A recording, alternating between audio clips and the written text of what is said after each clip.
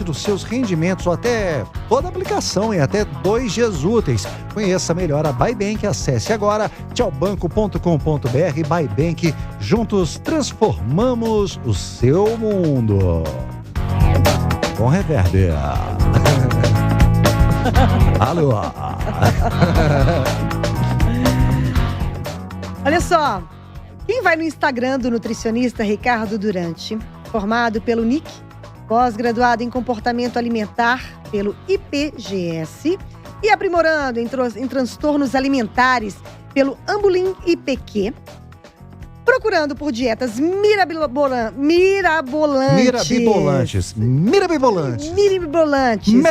dicas maravilhosas, essas são as melhores, para emagrecer em 15 dias e comidas que aceleram seu metabolismo sem esforço, vai se decepcionar. Posts como: o problema não é o pão, o problema é o terrorismo com o pão. Ou: teu corpo te incomoda? Azar o teu, você que lute. Fazem coro com uma nova geração de nutricionistas que não veem a comida como uma grande vilã da nossa saúde. Então eu gostaria de chamar agora a nossa presença para nos iluminar aqui, Ricardo Durante. Tudo bem? Boa tarde, tudo bem, pessoal? Primeiramente, é uma honra poder estar falando um pouquinho com vocês sobre esses temas. Eu acho que é tão importante, né, a gente começar a falar um pouquinho sobre isso, porque, como você bem colocou ali, né, tem tanto terrorismo, tem tantas informações que tá muito difícil a gente ficar em paz hoje, né? Então eu espero que o nosso bate-papo de hoje traga um pouco de luz para tanta escuridão que a gente vive em relação à comida e corpo. Com certeza. Ô, Ricardo, eu vi uma live sua uma vez, inclusive por isso que eu tive essa ideia de te chamar aqui, porque eu fiquei muito encantada com a forma como você trata a comida mesmo, né? A forma como... Não brinca com a comida no prato? É isso? Como você embala a comida, coloca pra dormir, faz carinho, acho tão bonito. Mas, ó, Ricardo, brincadeiras à parte, eu vejo essa geração mesmo de novos nutricionistas, né, que pregam isso, que a vida ela tem que ser o equilíbrio e que a gente está dispensando algumas coisas super necessárias na nossa dieta de vida, né? Para sobreviver, para o nosso corpo ficar forte, em detrimento de faltar nutrientes, de comer só alface. Eu queria que você começasse nos explicando sobre o que é essa ideia de você comer comida de verdade sem se preocupar com isso. Legal. Então, acho que a sua pergunta vai muito de encontro, né? De até que ponto comer de forma saudável é saudável.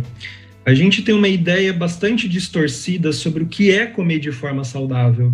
Para muitas pessoas, comer saudável significa, em hipótese alguma, em nenhum tipo de contexto, eu não posso comer pão, porque o pão ele é feito de farinha de trigo, e dizem aí que a farinha de trigo aumenta a glicemia e colabora para as pessoas estarem ganhando mais e mais peso, e a gente só tem que comer frutas, e as frutas elas têm que ser orgânicas. Aí tem vários critérios que a gente tem que levar em consideração para a gente ter uma alimentação saudável, né? E depois de estudar um pouquinho sobre o que de fato é uma alimentação saudável, eu pude perceber que não existe uma alimentação perfeita. Para muitas pessoas, né, essa ideia do comer saudável está soando mais para um comer perfeito e tem um nome não chega a ser classificado hoje como um transtorno alimentar, mas é chamado como ortorexia. Que significa ortorexia. É uma obsessão em comer de forma saudável. Caramba. Então, sabe aquela coisa de você, em hipótese alguma, comer nada de açúcar na sua vida e que a panela tem que ser de teflon porque não pode ter nenhum tipo de óleo e eu não posso, em hipótese alguma, comer nada que seja frito, ainda que eu esteja num contexto de socialização, né? Então, festa de São João. Em hipótese alguma, eu poderia comer a paçoquinha ou a canjica ou o quentão, porque, são alimentos que, nutricionalmente falando, não são saudáveis. O ponto que a gente não come apenas por questões nutricionais. Nós comemos por questões fisiológicas, nós comemos por questões culturais, né? A festa de São João, que eu acho que está mais fresquinho na cabeça das pessoas, né? a gente tá comendo ali porque é gostoso, porque ele tem uma cultura por trás, né? Dia dos Namorados, é muito saudável você receber da pessoa que você ama uma caixa de bombom, que é bombom normal, feito de açúcar, de chocolate, né? Não é tão saudável você ganhar um saquinho de chia, por exemplo, porque não cabe naquele contexto, entende? Então, é saudável para a relação. Exato. Eu acho que seria muito indelicado a pessoa dar um saquinho de chia, né? O que tá querendo me dizer, hein? Então, sabe o que eu percebo? E eu não sei se vocês concordam comigo, que hoje a gente tem uma nutrição muito pautada apenas na questão calórica, nutricional, e carboidrato, e proteína, e sabe? E comida não é só isso. A gente come por diversos motivos que vão além do nutricional.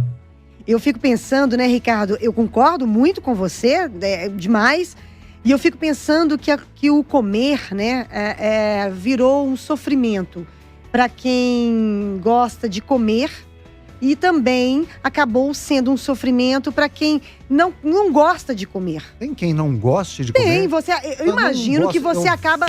Contrariado. Porque o Ricardo vai saber explicar isso. Eu imagino que quando você... você coloque tanta restrição na sua alimentação, que não seja por motivos médicos, né, de saúde, enfim, algo extremo, você acaba não gostando de comer. Porque não é possível você comer com tantas restrições, porque você quer ter a massa magra maior do que a massa gorda, nem sei o que é isso. Como é que chama o transtorno que você disse, Ricardo? Ortorexia. É uma obsessão em comer saudável. Tem alguma relação com o hipocondríaco, dessa saúde extrema? Tem alguma relação ou não? Não tem uma relação direta, mas eu vejo muito nesse sentido, né? Que se a pessoa come de uma forma muito saudável, a pessoa é muito elogiada, inclusive. Porque se você olhar por trás, você fala, bom, mas a pessoa só come salada, a pessoa só come frango grelhado, e tem pouco óleo, e tem alimentos supostamente nutritivos. Mas por trás disso, geralmente tem um sofrimento. Eu acho que esse que é o parâmetro importante para a gente saber até que ponto comer saudável é saudável. Quando para comer você sofre, você sente culpa, você sente descontrole, aí é importante a gente entender por que está acontecendo isso, porque não é normal a gente sentir tanto sofrimento para comer. Olha que terrível, Fernanda. A pessoa posta a foto do prato da salada dele e naí que a pessoa vai dar o biscoito e não pode, só se for integral. Só se for integral. Nem para ser biscoiteiro dá. Não dá para ser biscoiteiro. Biscoiteiro. Ô, Ricardo, e como é que a gente chega no equilíbrio? Porque, na verdade, a gente estava até, né, antes de você, da nossa conversa, a gente estava conversando com a Carol Rache, que é a nossa colunista de comportamento, né? Ela está falando sobre autoestima. E como é que a gente chega nesse equilíbrio de autoestima com alimentação saudável, mas ao mesmo tempo ser mais feliz comendo, sabe? As coisas que você gosta, com parcimônia. Eu acho que a grande pergunta de $1 milhão, né? Comer sem culpa. Acho que a sua pergunta é bastante difícil, eu não sei se eu vou conseguir responder. Eu vou tentar, de certa forma, trazer algumas coisas que eu observo. É a pergunta de $1 milhão, é o que eu falei. Tipo isso. O que acontece? Eu acho que o primeiro ponto é importante a gente entender o que traz sofrimento pra gente. Primeiro, a gente vive numa cultura onde existe muito uma supervalorização da magreza. Geralmente, quem busca dieta, normalmente tem por trás uma insatisfação com o corpo que é motivada justamente pelo contexto que nós vivemos.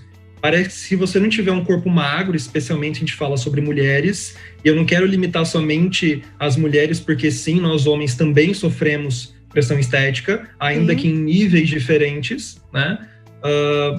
Existe essa crença, né, de eu só vou ser feliz quando eu for magra, porque quando eu for magra, minha autoestima vai melhorar, eu vou ser uma pessoa mais saudável, eu vou ser uma pessoa mais bem-sucedida. Então, é importante primeiro a gente entender que a beleza, a magreza não vai trazer isso pra gente. E a gente entende muito isso conforme a gente vai se conhecendo. É um processo de autoconhecimento mesmo, tanto que a autoestima tem tudo a ver com autoconhecimento. Quanto mais eu me conheço, mais fortalecido eu fico em relação ao que os outros vão pensar sobre mim, porque a autoestima é isso. É como é que eu me valorizo, é como é que eu enxergo o meu valor. se a minha autoestima está muito pautada no externo, isso significa que a minha autoestima acaba sendo mais vulnerável. Então, o primeiro ponto é a gente entender que existe um corpo que dizem pra gente que é o correto, um corpo perfeito, e isso acaba trazendo muitas consequências na nossa saúde mental, física e social. E aí que tá um ponto-chave também, né? Que para de fato você conseguir ficar em paz ou você ser saudável, geralmente as ferramentas que dão para as pessoas são exatamente aquelas mesmas ferramentas que vão trazer mais prejuízos na forma que a pessoa se relaciona com a comida. Eu tô falando sobre dieta. E talvez quem tá escutando a gente pode falar, meu Deus, esse cara é doido. Como assim um nutricionista falando que dieta é ruim? Pois é. No curto prazo, a dieta pode parecer uma boa ideia, porque pode trazer uma perda de peso rápido, pode fazer com que até os exames bioquímicos tenham um impacto interessante, uma mudança positiva. Qualquer um. Porém, depende. É aí que tá. Tá. A maioria pode... Aliás, Ricardo, eu separei, no segundo bloco, já avisando para todo mundo, separei algumas das dietas mais populares e algumas inusitadas para a gente confrontar o Ricardo e ele dá o seu veredito sobre as consequências de você embarcar numa jornada de perda de peso aí acentuada num curto espaço de tempo, tá? Ok. Legal, legal. Então, assim, né, de uma forma bem resumida, as dietas no curto prazo, elas podem fazer com que a pessoa perca peso rápido, só que no longo prazo, a chance da pessoa reganhar todo o peso é de 95%. Tem estudos mostrando que de 100 pessoas, apenas uma pessoa consegue manter o peso perdido. Então, não é que a pessoa é fracassada depois que a pessoa reganha todo o peso, que é o que geralmente eu escuto muito no consultório. Ricardo, mas a culpa é minha. Eu não tenho disciplina, não tenho foco, força e fé, como eu sempre falo.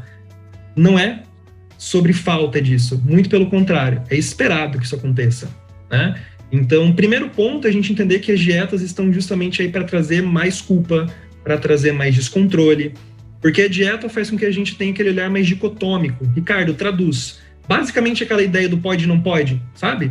Então, se você tem um papel que fala para você o que você pode comer, isso pode fazer com que você não queira comer esses alimentos porque é algo que você é obrigada ou obrigado a comer.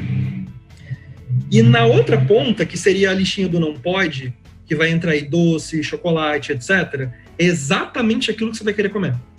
Tudo que é proibido é muito mais gostoso. Por isso que um dos motivos pelos quais a dieta não funciona é exatamente porque existe essa classificação de pode e não pode. O fato de eu saber que o chocolate tem açúcar e gordura não faz eu não comer chocolate pro resto da minha vida. Talvez quando eu vá comer, eu vou me sentir muito mais culpado, porque teoricamente estou comendo uma coisa que eu não deveria ter comido. Né? Então isso faz com que a gente entre naquele modo, né, de 8 e 80, ou é tudo ou é nada, ou estou no foco, força, fé e disciplina na dieta, ou estou na estação de balde. Né? E nenhum dos dois extremos vai ser saudável. Por isso que eu gosto de trazer, né? Será que a gente conseguiria pegar um pouquinho do 80 e um pouquinho do 8 e tentar ali ficar no meio termo, onde a gente consiga comer parecido com aquilo que os nossos bisavós comiam? E se você for parar para pensar, né, como é que os nossos bisavós comiam? Eles comiam de uma forma bastante equilibrada. Eles comiam de acordo com os sinais do corpo, então comia-se na maioria das vezes quando se tinha fome, parava-se de comer quando você estava saciado. A base da alimentação deles eram alimentos in natura, então tinha ali frutas, verduras, arroz, feijão, cará, inhame, frango, leite, peixe, derivados, castanhas. Fazia-se a comida no azeite, na banha de porco. Né? Não tinha todos esses modismos que nós temos hoje. Os nossos bisavós, inclusive, não sabiam nem, talvez, 10% do que nós sabemos hoje sobre nutrição e alimentação. E, diga-se de passagem, eles comiam muito melhor do que a gente come hoje. Muito. Eles tomavam refrigerante? Sim, mas com menor frequência e menor quantidade. Eles comiam doce? Sim, mas, por exemplo, no contexto de festa São João, por exemplo. Então, tinha muito mais equilíbrio. Então, eu vejo muito nesse sentido. É muito sobre a gente conseguir comer de acordo com as demandas do nosso corpo. É o nosso corpo que tem que falar quanto, quando e o quê. Ô, Ricardo, hoje eu postei uma série de fotos de um fotógrafo norte-americano. Eu vi. Já tem um tempo já que ele fez essa série. O que ele fez? Ele pegou uma semana, ele acompanhou uma semana da alimentação de uma criança em vários países do mundo, para entender o que essas crianças comiam. E a descoberta é chocante. Ele descobriu que nos países mais ricos, onde os alimentos processados eles têm mais facilidades em conseguir alimentos processados e que são mais baratos, as crianças se alimentavam muito mal. E nos países mais pobres, onde as crianças se alimentavam in natura mesmo, disso que você está falando, o que tinha ali, né? Tem uma menina índia, tem uma menina do que a terra provém. Do Paquistão, que eles se alimentavam do que tinha ali, já que eles não tinham tanto acesso assim a alimentos processados, os meninos eram muito mais saudáveis. É uma coisa muito chocante. E assim, além das fotos serem maravilhosas, né? Incrível. E ele estava questionando também a história da gente, do tanto que a gente consome aí já é uma outra discussão, tanto que a gente consome de plástico, de embalagens, enfim, né, para o meio ambiente. Mas aí eu te pergunto, o fato também da gente ter essa facilidade de comer comida processada também ajudou nessa corrida das dietas para amenizar um pouco as pessoas descontarem, sei lá, tudo, a vida ficou mais fácil Quer dizer, basicamente, o brasileiro, a comida ele processada, sofre com comida processada. a modernidade, com o que tá aí. Exatamente. Totalmente, completamente. Eu acho que a facilidade que nós temos hoje, por um lado, traz um pouco de benefícios pra gente, mas ao mesmo tempo traz muito essa facilidade no sentido de... E aí eu vejo isso muito na pandemia, né? Eu escuto muito isso no consultório. Ricardo, eu nunca bebi tanto vinho na minha vida. Eu nunca comi tanto doce na minha vida. E isso tem a ver com, primeiro, existe uma facilidade, literalmente, se eu quiser agora comer um donut, se eu pegar aqui meu celular e pedir ali no aplicativo, né? E também tem a ver com, e aí falando sobre pandemia, a gente está sentindo algumas emoções que muitas das vezes podem fazer a gente buscar um acalento na comida. Às vezes é importante a gente começar a compreender qual é a função da comida pra gente. Para muitas pessoas, o beber vinho não é apenas uma questão social. Para algumas pessoas, beber vinho significa relaxamento porque, eu tô trabalhando muito, eu tô muito cansado. Então o vinho está servindo como uma espécie de sedativo emocional, com aspas aqui, tá? Ou eu tô bebendo, eu tô comendo mais doce justamente porque eu tô buscando esse prazer. É uma coisa que eu sempre gosto de trazer, né? Se você tá buscando tantos doces, o que tá de amargo na sua vida? O que tá acontecendo no seu trabalho? Na sua relação, com relação às pessoas que você gosta, enfim, né? Então, às vezes, a comida ela vai entrar aí como uma forma de conforto e acalento emocional. Então, essa disponibilidade já traz pra gente mais facilidade para a gente ter acesso a esses alimentos e também tem a ver com, às vezes, a gente está utilizando a comida como válvula de escape para as nossas emoções. Você sabe que o Ricardo, ele falou uma coisa interessante, porque talvez o seu hábito alimentar, principalmente na pandemia, se você fizer um comparativo com a rotina, assim, cara, eu mudei isso, pode ser um indicativo de alguma coisa que está acontecendo dentro de você, algum sentimento que está rolando ali, que de alguma forma a comida está, ou aquela comida específica que você adotou para poder sanar essa preocupação, esse sentimento, pode ser um baita de um indicativo. Agora, eu queria perguntar para o Ricardo o seguinte: imagina uma pessoa que tem um hábito alimentar, digamos assim, saudável, come de tudo, e não está querendo emagrecer por razões, digamos assim, de dificuldade, de autovalia. Então, simplesmente quer emagrecer, quer se sentir bem. E aí, eu já vi vários, gente que fica com a calculadora. Isso, quantas calorias, e não pode. E aí vai, parece uma maquininha o tempo todo, calculando, cheio de dúvidas. Por exemplo, tem um ouvinte que mandou aqui a velha história do ovo, o vilão ou o herói, e todas essas coisas, essas dúvidas que vão sendo geradas. Qual que é o melhor caminho? Essa coisa dessa matemática de calorias, ela funciona ou a pessoa entra em parafuso? É pior no final das contas, Ricardo? Boa pergunta. Então, né, eu acho que se de fato essa ideia matemática da alimentação funcionasse, já teria resolvido, penso eu, né? É comum as pessoas chegarem no consultório sabendo a caloria do chocolate, sabendo quantas calorias tem a maçã e etc. né? E a alimentação vai muito além de uma fórmula matemática. Eu costumo brincar e dizer que a alimentação é muito mais como uma soma de mais e menos, não é uma fórmula de Bhaskara. É muito mais complexo do que isso, né? Se esse foco, né, em contar caloria e etc. trouxesse um peso saudável e estável e uma paz com a comida, penso que a gente já estaria em paz. E não é isso que eu observo. Para muitas pessoas, ficar contando caloria acaba gerando mais ansiedade, porque faz a pessoa pensar em comida o tempo todo. E aí aquela coisa, nossa, mas eu tenho que registrar aqui quantas calorias tem que comer, mas nossa, são 3 e pouco da tarde, e aí eu já bati todos os macros e falta mais 7 horas ainda para dormir. Agora só amanhã. Fazer. Só amanhã. Então, assim, eu não vejo como positivo isso, até porque o nosso corpo ele já tem esse controle muito aguçado e muito perfeito, baseado nessas sensações físicas que eu falei para você. Né? A gente matematizar a alimentação é um problema. Né?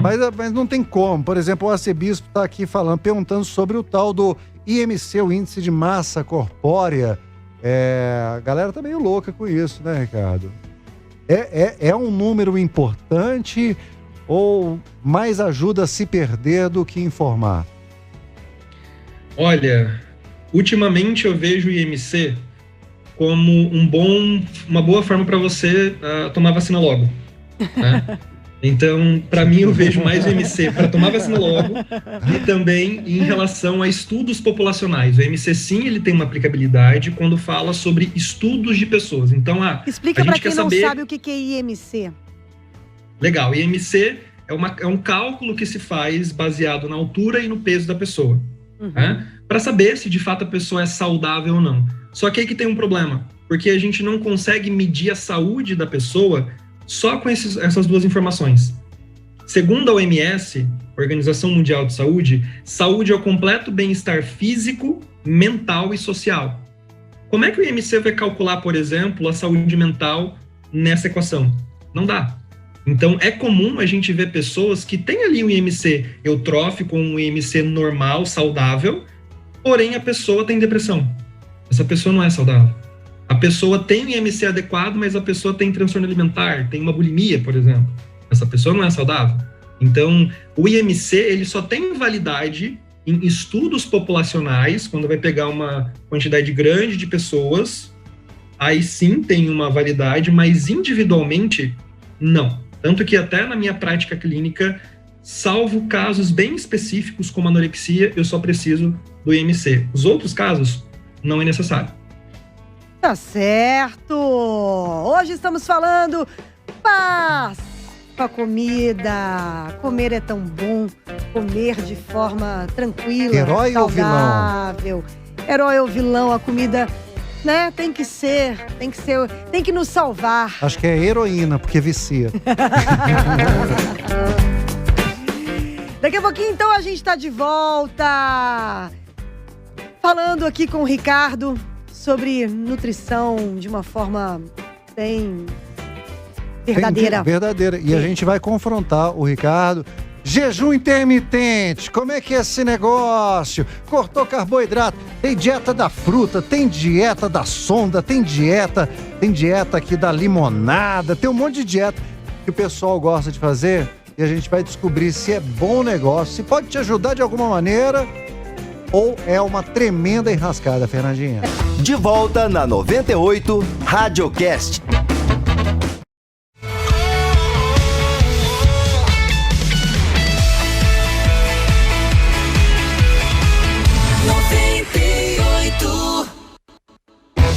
De volta na 98 Radiocast. É isso aí! Hoje estamos conversando com o nutricionista Ricardo Durante sobre comida de verdade, sobre dietas de mentira, sobre autoestima, enfim, sobre a vida, né? Sobre a vida culinária, gastronômica de todos nós. A gente não quer só comida, a gente quer comida, diversão e arte. E vacina. E vacina também. Nessa ordem? Não. Vacina vem antes.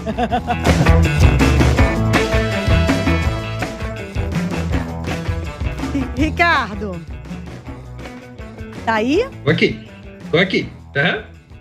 Uhum. Bruno ia começar aqui, então, esse segundo Vamos bloco. Vamos lá. Te falando de algumas dietas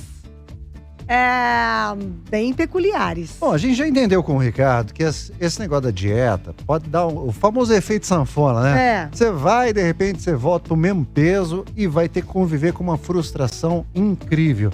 E principalmente essas dietas que são de uma hora para outra. Recentemente, e aí eu vou falar por mim, eu tenho ouvido muito falar tem gente que chama de dieta da Bíblia, por causa do jejum intermitente. Eu já ouvi até falar assim, não, é bom para desintoxicar. Eu nem sabia que eu estava toxicado. Tá. Mas a pessoa vai desintoxicar quando fica um longo período. E aí parece uma prova de resistência no limite. Sem comer, sem ingerir absolutamente nada. Eu imagino que a água tá valendo, né? A água suave, né? Mas esse jejum intermitente, ele tem essa utilidade mesmo, Ricardo? Olha, eu acho que essa é a pergunta que eu mais recebo, inclusive no Instagram. As pessoas perguntam muito isso, né? E aí, o que você acha sobre jejum intermitente? De uma forma bem resumida, tá? O jejum, ele acaba sendo uma forma de tentar controlar algo que já tem controle. Eu sempre gosto de pensar na seguinte ideia. O nosso corpo, ele tem uma sabedoria interna, então ele vai dar pra gente sinais de sono, cansaço, vontade de ir ao banheiro, fome, saciedade. E ainda nessa mesma linha de raciocínio, pensa aqui comigo, faz sentido, por exemplo, se eu tô com a bexiga bem cheia, e eu penso assim, bom, eu não vou ao banheiro, vou fazer jejum de banheiro, eu tenho que ter foco, força e fé e disciplina, eu não posso fazer xixi. Qual o sentido disso? Menor sentido. Só que quando fala sobre alimentação, parece que faz sentido. A cultura da dieta fala pra gente que sentir fome é um problema. É como eu sempre gosto de trazer, sentir fome é saudável. Se você não tá sentindo fome, isso é um problema. Agora, passar fome que é um problema. E o jejum, ele estimula justamente isso. Você ficar um tempo grande sem se alimentar, sendo que isso acaba sendo até um comportamento anoréxico. É comum escutar como uma forma, né, de restrição a pessoa fazer jejum, para tentar compensar o que a pessoa comeu. Então, o jejum, ele não desintoxica nada, até porque, como você falou, eu tô intoxicado? Não. Na verdade, quem faz detox do nosso corpo é os nossos fígados e rins.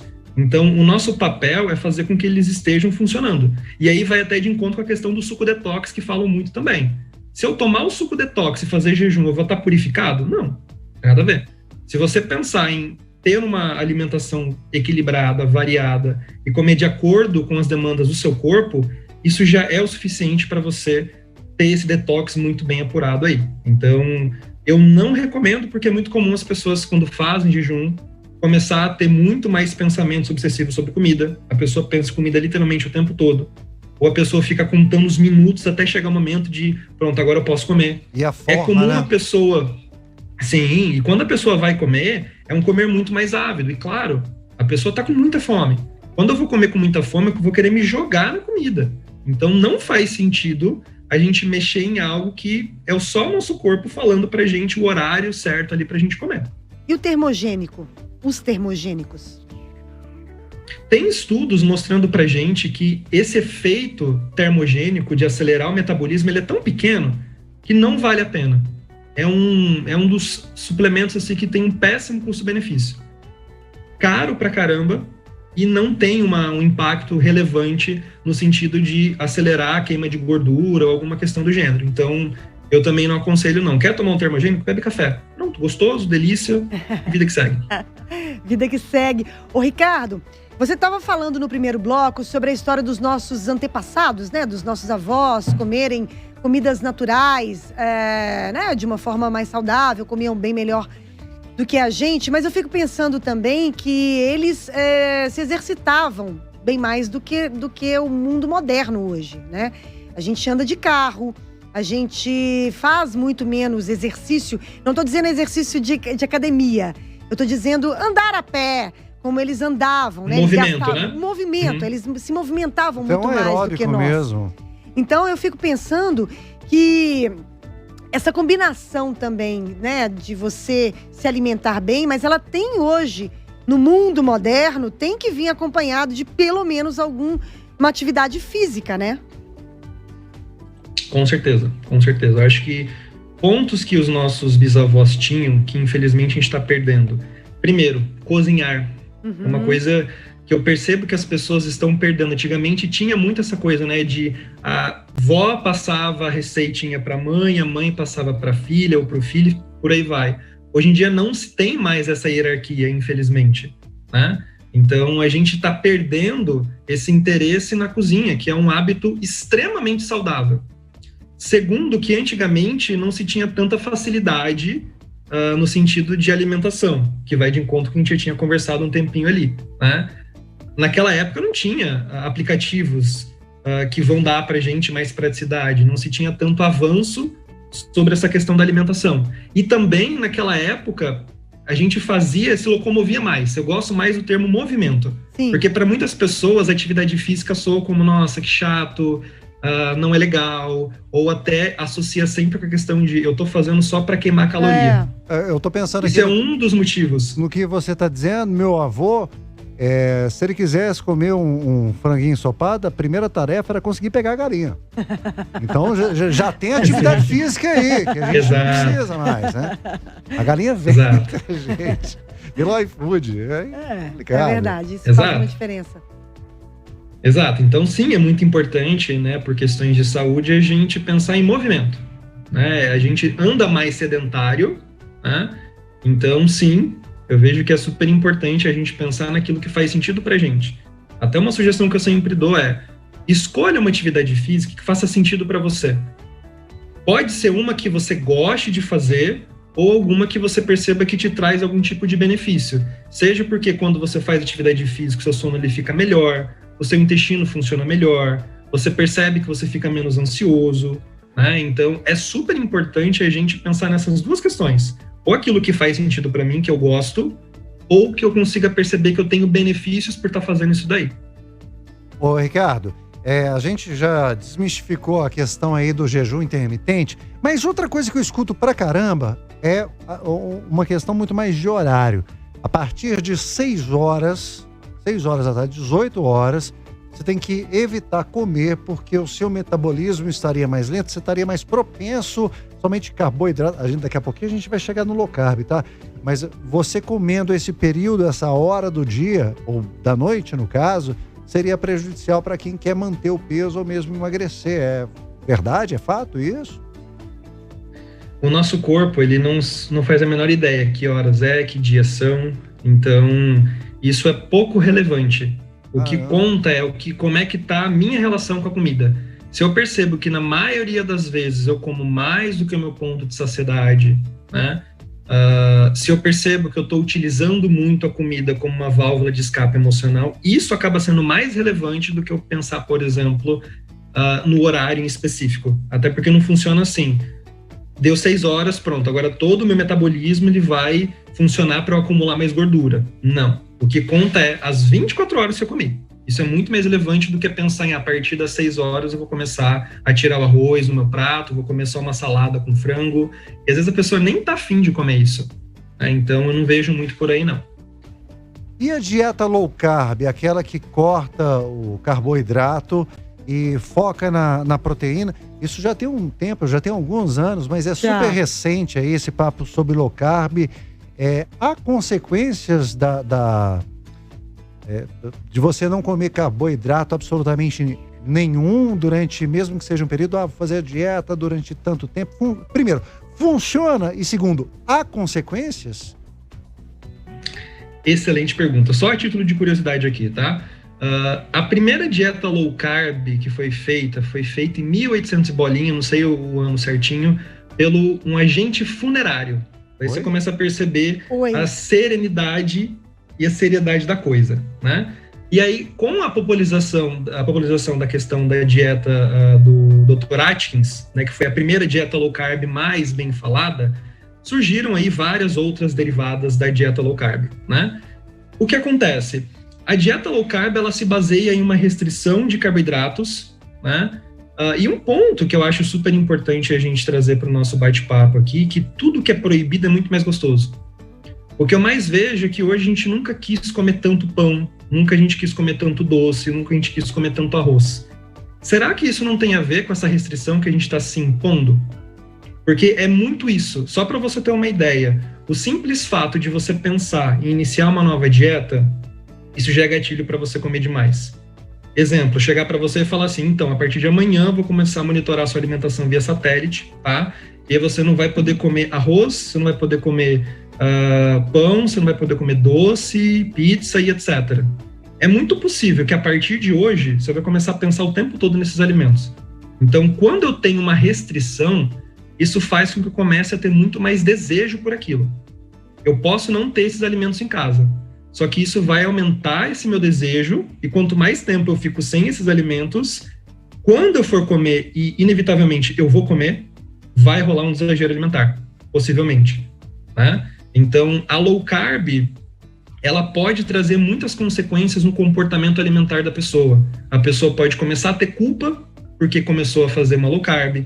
É comum eu ver, inclusive, pacientes com transtornos alimentares falarem para mim assim, Ricardo, o meu transtorno alimentar começou com uma dieta. Eu comecei a fazer a low carb, eu comecei a fazer a cetogênica, que é uma versão mais hardcore, vamos colocar assim, da low carb, que é mais restritiva, e foi isso que me fez hoje ter bulimia. Então, eu, enquanto profissional de saúde, eu não recomendo dietas restritivas, inclusive a low carb, quando se fala sobre ficar em paz com a comida e com o corpo. Ô, Ricardo, o Felipe tá participando com a gente. Essa eu não conheço, não. Boa tarde, pergunta para ele sobre a dieta alcalina. É aquela que te deixa pilhado? Qual que é a Você não falou isso. dieta alcalina? É porque é uma dieta, tem um lado positivo e tem um lado negativo. Só pode ser essa, meu velho. Deus do céu! Que dieta é essa, Achei cara? bastante lúdico. Não é, menino? Adorei. Sabe o que acontece? Falar que os alimentos eles são ácidos e básicos e isso vai mudar o nosso pH é um suicídio da fisiologia humana. Isso não acontece, né? Então, o que a gente come não vai mudar o pH do nosso sangue. Então, é mais uma dieta da moda aí. Ô, Ricardo, a galera mais old school, sempre... Eu cresci, por exemplo, com uma expressão que era assim, tome café como uma rainha, almoce como uma princesa e jante como um plebeu. Eu já vi isso demais. Muito, né? Lá em casa era coma como se não houvesse amanhã. Não. Eu era muito gordinho, eu era uma peladinha. E a história de que o café da manhã você tem um dia inteiro pra gastar, você precisa, né? Pra quem tá o dia inteiro na rua. O almoço dá aquela reforçada. E o jantar, como o seu organismo tá um pouco mais lento, você tá indo se preparar pra dormir. Não é mais. Não, você tá se preparando pra dormir. Comer alguma coisa mais leve, porque inclusive pra não ter pesadelo, a comida não parar no estômago, enfim. É pra não roncar. Isso procede de uma forma lúdica. Depende. De uma forma lúdica. Não é uma regra, né? Mas assim... Isso varia muito, né? O feedback que o corpo da pessoa dá. Por exemplo, se eu acordei, eu não tenho fome, ou seja, meu estômago não tá roncando, eu não tô sentindo meu estômago vazio e eu posso comer no momento onde eu sinta uma fome média, eu não preciso comer naquele horário que é pré-determinado. Uhum. Se eu percebo que eu chego, por exemplo, no meu almoço com essa fome média, ou seja, nem muita fome, nem nada de fome, eu não preciso fazer um café da manhã. Uhum. Então isso varia muito em relação a qual o feedback que o corpo da pessoa dá. Então, depende, né? Depende como é que a pessoa se sente, depende como é que tá a rotina da pessoa, né? Então, não procede eu seguir uma regra que não vai caber na regra do meu corpo. Por isso que eu gosto de trazer, né? Que um dos meus trabalhos ali na clínica é ajudar a pessoa a se conhecer, é ajudar a pessoa a se tornar expert no corpo. E quanto mais a pessoa consegue se guiar a partir do que o corpo fala e não a partir das questões externas de regras de dieta e etc., melhor e mais em paz a pessoa fica com a comida e com o corpo. Maravilhoso! Ricardo, olha, muito obrigada. Valeu demais. E assim, no final é isso, a gente tem que escutar o nosso corpo, né? É ele que manda mesmo, a cabeça. Quando o estômago tá roncando, você escuta e vai comer. Você escuta e sempre com equilíbrio, com parcimônia, né? Mas é isso. Muito obrigada. Uma linda semana pra você. Obrigado, agradeço demais o convite e um grande beijo para todo mundo aí que nos escutou. Valeu, tchau. E é isso, né, gente? Pô, curti ainda mais porque liberou o meu doce. Então tá suave, viu, Ricardo? Tamo junto. É nóis. Valeu. Tchau, gente. Tchau. Tchau.